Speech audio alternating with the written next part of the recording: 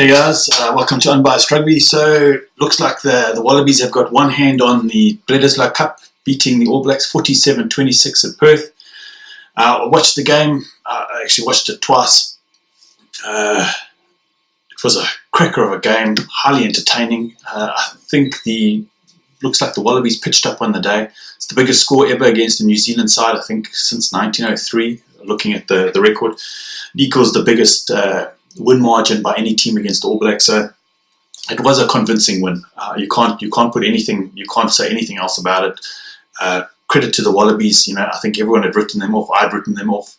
I didn't think they could beat the All Blacks ever at their current form. I just didn't think they had the right coaching, the right structures. I just felt there was nothing really going for the All Black for the Wallaby side, except they had great players. And looking at that game, it was hellishly impressive. That Samu Kerevi has to be, for me, the best number 12 in the world currently playing. The other one is obviously Ryan Crotty, I think, is exceptional. But that Samu Kerevi was just absolutely amazing. The guy is so direct, just very intelligent, knows exactly what to do. Having James O'Connor at 13, it's really nice to have a playmaker, not a playmaker, but a distributor at 13. You could see put Hodge into space quite a few times, and that's just impressive. Coming back to the red card, I think there's going to be a lot of people say it's not a red card, but in all honesty, I've heard the protocols before, and they all started at a certain level. Everything starts at a red card if you hit somebody in the head, and it goes down in mitigating circumstances to bring it down. So they go, okay, no arm, direct contact to the head with force. In the books, that's a red card, and it's not like the TMO went check or anything like that. It happened right in front of the ref. I think there was probably about 2-3 phases before that where Ardie Savea pushed Michael Hooper into the ground, and there was a penalty against New Zealand at that point, and the ref saying, well, this is not really in the spirit of the game. I think that was still in his mind when that shoulder charge came in, and I honestly feel it could have gone to a yellow card, but with that previous thing, I think the ref had no choice and make it a red card. Pretty devastating for Scott Barrett, because I know he's not that kind of player. It's just, strange things happen when you haven't played for a while. You're really trying to impress. You really want to get into the World Cup squad, and it wasn't a great moment for rugby. Looking at the New Zealand side, I'm a big fan of Anton Leonard-Brown, but I just don't think he should be starting the games. I think he's a much better finisher. He brings in something special. At the end of the game when players are tired, I would have started Lamape straight off the bat. And with Jack Hudou, I think it could have been a better combination to start, even though Jack Hudou went off quite quickly. I don't know what's wrong with Rieko Ioane at the moment. He just really does not seem to be in any form at the moment, and that's strange. He's an exceptional rugby player. There's something going on either privately or off the park, because he never is that switched off, and normally is never that switched off. Coming to the forwards, I was pretty happy with the forwards. I thought they did their jobs really, really well. Owen Franks and Joe Moody aren't the most mobile props in the world. Joe Moody's a little bit more mobile, but that front row for Australia. Now I'd written them off after the South African game. I thought, no way, that is absolutely atrocious. They're tight five. But against Argentina, I thought, well, maybe. But Argentina got quite a bad tight five at the moment. But that tight five was exceptional this weekend. Even the players that came off the bench were really, really good. I thought it was smart playing from Australia, and we haven't seen Australia play smart in so long. We know that they're one of the smartest attacking rugby teams in the world, and they just everything seemed to work. Beale was all over the place. Him at 15, I think he's really maturing into that position. Nick White, oh wow, Nick Groom, I got the number 9. Oh, exceptional player. You can see the skills that are coming from the Northern Hemisphere, you can see it filtering into the South African side with Faf and a lot of players from the Northern Hemisphere coming down. The skills that you learn at scrum time, at 9 at the base of the scrum with those box kicks and things like that, you hone your craft in the Northern Hemisphere, and you can see he's brought all that skill with him. And he was always there. He was always around the corner. He was always trying something new, and had the All Blacks at 6s and 7s. But yeah, I was watching the game, and that whole game, I didn't see any All Black players smile. I didn't see them. They weren't enjoying that game at all. Something was just really, really off, and I don't know what it is.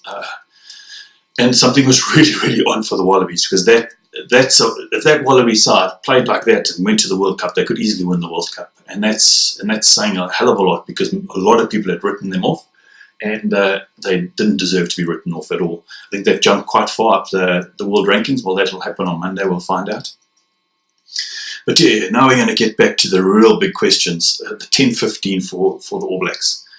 Is this experiment with Richie Mo'unga playing at 10 and Beauden Barrett at 15, is it the right field? I don't understand why you would have the best fullback in the world, Ben Smith, on the wing when you've got, I'm not saying that this is the choice, but you've got Bridge sitting on the sideline, you've got Wasaki Nahola at home, who would have brought something, a lot more impact on the thing, and having Barrett at 10. We never understand. We see Barrett's played thousands of tests, and he's an exceptional player. But for only about 2-3 years ago, he came off the bench every single game. He'd slot in at 15. Dan Carter would come off, and then he would come on. And he'd had at least 20-30 games before he got his proper start at international rugby. And I think it's completely unfair to throw Richie Mo'unga at 10. He's an exceptional player, but he needs to be introduced.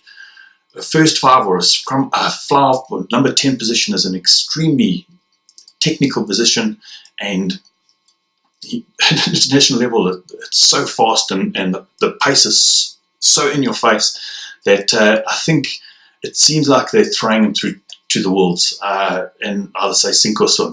And at the moment, I think he's not doing either, and he's got some moments of brilliance, and then other moments he's completely under pressure all the time.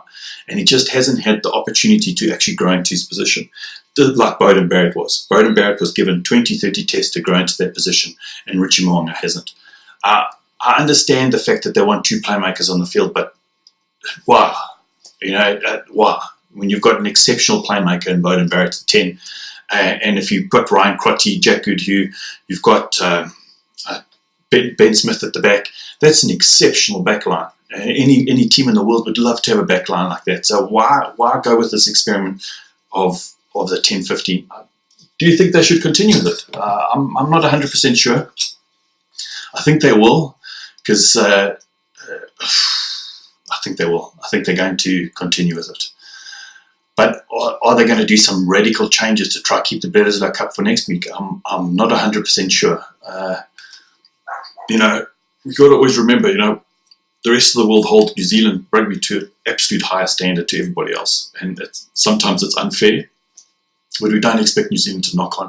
We don't expect New Zealand to be pushed off the ball. We don't expect New Zealand to be outplayed. It's a fact of life. And the rest of the world tries to emulate that kind of rugby. And on the weekend, it wasn't that kind of rugby. And every team's entitled to have a bad day. It just seemed it was, and maybe it's the right time to have a bad day before the World Cup and not during the World Cup. But yeah, taking nothing away from the Wallabies, I think the Wallabies played their absolute heart out, and it showed on the field. They thoroughly deserved that win, and regardless of how you look at it, they were the better team on the day. Even if there were 15 players on the field, I still think they would have won that game. But listen, guys, what did you think of the game? Do you think the score's a true reflection of the two sides? Do you think the game was a little bit closer than what it was? I think it was a little bit closer. There were just too many soft moments where Bill got through. I think it was, he's the wing. He got through right on the side of a ruck, and there were no New Zealand players there. So it's, I honestly feel it was a closer game than the score reflects. But the All Blacks were completely outplayed, and that doesn't happen very often. And I think they're going to go back, lick their wounds, and they're going to come back a hell of a lot stronger. I'm looking looking forward to the Eden Park Test. I think that's going to be an absolute belter. I think Australia haven't had such an opportunity to try get the Bledisloe Cup back in 16, 17 years. So they haven't had this big of an opportunity to get it back, and I think they're going to be really up for next week's game. I think it's going to be the absolute physical game. I don't know who the next lock's going to be for the All Blacks, but we'll see who comes through. Listen, guys, what did you think of the game?